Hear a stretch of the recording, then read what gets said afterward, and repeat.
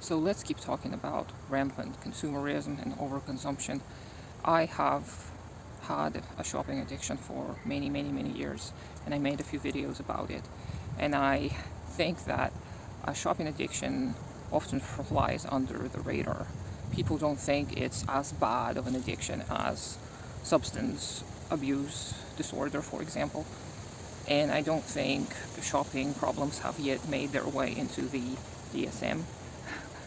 But as a person who struggled with unhealthy shopping, I can tell you that it is very harmful. It is mainly harmful because it becomes your main way of dealing with any kind of stress. So if you are tired, overwhelmed, exhausted, you may resort to shopping. If you're upset, if you're sad, if you're feeling down, like I am today, for example, then you may resort to shopping. If you're happy and relaxed and at ease, you still may shop to celebrate. Unfortunately, it's very common nowadays to treat yourself, and I really hate this culture because it promotes overconsumption and it promotes wastefulness, and it puts a lot of emphasis on the material world. And oftentimes, the problems that people may experience cannot be solved with material goods. People may be lacking something within, and all of the outside things they do are just there to mask that inner problem, so to speak. And you've probably heard about this over and over again, like money doesn't buy happiness, and no matter how banal this sounds, this is often true. Again, that is not to say that we don't need resources. We absolutely do, and we must claim our means of production back. But excess is not going to solve our problems, individual problems.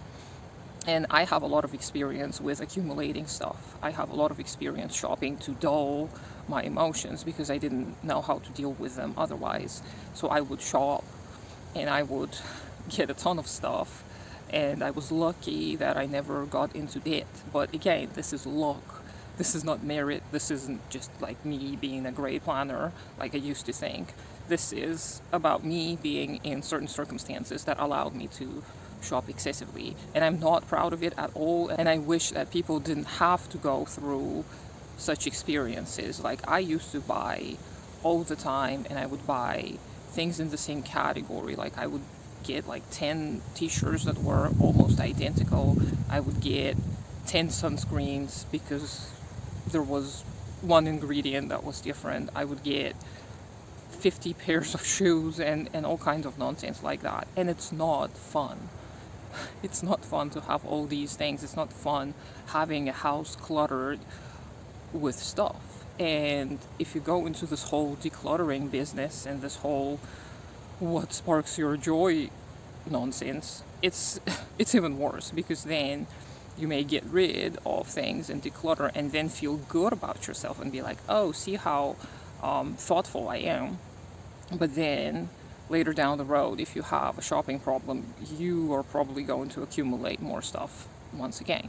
So it's a very vicious cycle where you keep on shopping and decluttering, and it's a complete waste of resources and time. So if you've ever thought that a shopping addiction is not that bad, yeah, it's not going to kill you most likely.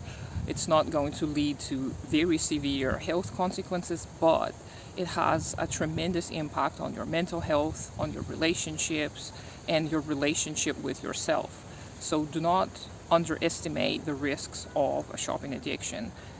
And also think of our economic circumstances and how they nudge us, push us into the direction of overspending and shopping excessively. And I'm not blaming capitalism on all of my internal problems.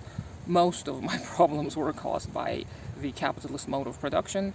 However, there is my responsibility in there as well. I'm not saying that, oh, it's all capitalism's fault and I should be forgiven.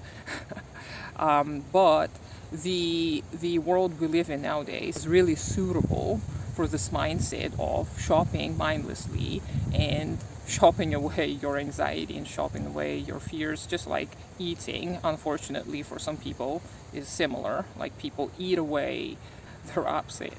And it's really frustrating that the modern culture of treating yourself has taken over so many people's minds. And I see it a lot on social media, and you probably do the same. So here is an advice from me to you, a person who keeps fighting against her own urges to buy excessively and whose life has been made worse by excessive shopping. Do not walk that path. It's a slippery slope, and it's not fun to buy mindlessly.